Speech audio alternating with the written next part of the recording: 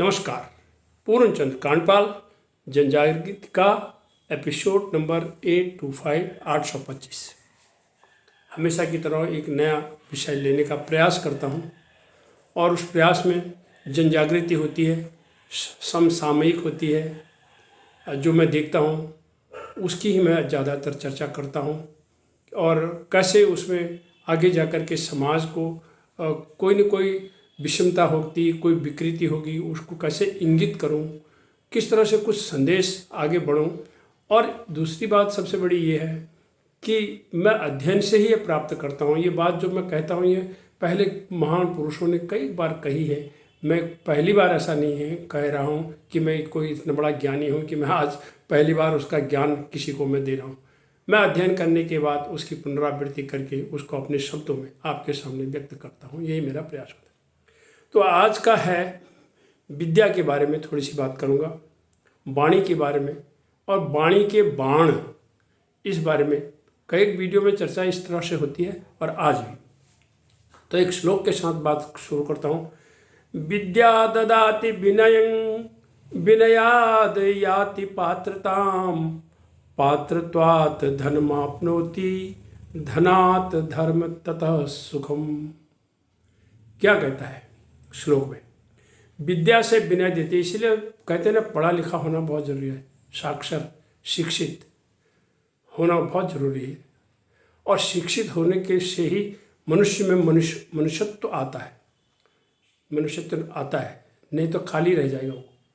तो क्या कहता है कि विनय देती है और विनय से पात्रता आती है, पात्रता से धन आता है और धन से धर्म होता है और धर्म से सुख प्राप्त होता है। ये इन्होंने इसको ऐसे किया है।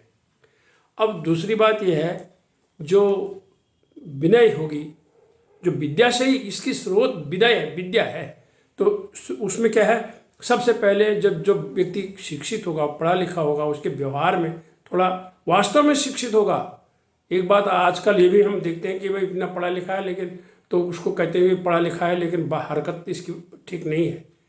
तो उसके लिए मैं शब्द कोई प्रयोग नहीं करना चाहता, लेकिन विनय उसमें नहीं होगी। जैसे वो उसकी भाषा भी सही नहीं होगी। कैसे? जैसे कि प्रिय वाक्य प्रदानेन सर्वे तुष्यन्ति जन्तवा तस्मात् प्रियं ही वक्तव्यम वचने का दरिद्रता। हम धन दौलत से दरिद्र हो सकते हैं, गरीब हो सकते हैं, कमज़ोर हो सकते हैं, लेकिन क्या? प्रिय वाक्य प्रदानेन, आप बोलो तो ढंग से। प्रिय वाक्य प्रदाने न सर्वे तुष्यन्ति जन्तवा। इवन एक पशु से भी हम प्यार से बोलेंगे वो भी आएगा। उदाहरण के लिए हम एक कुत्ते को लेते हैं तो वो पूँछ हिलाएगा ढंग से बोलने से। अगर हमारा व्यवहार दूसरे तरह का होगा तो उसका व्यवहार भी कुछ और सा हो जाता है। तब कर जंतु मात्र, प्राणी मात्र प्रिय वाक्य सुनने पर वो खुश होते हैं। इसलिए तस्मात् प्रियं ही वक्तव्यम, इसलिए प्यार से ही बोलिए। बचने का दरिद्रता, अरे वचन बोलने में क्या दरिद्रता होनी चाहिए? कड़क बोलने में क्या ये तो हवा नहीं होनी चाहिए। और इसी तरह से एक और कहा गया है दोहा इसमें, शब्द संवारे बोलिए शब्द के हाथ न पाऊं। शब्द संवारे बोलिए शब्द के हाथ न पाऊं। और एक शब्द औषधि करे, एक शब्द करे गाओ।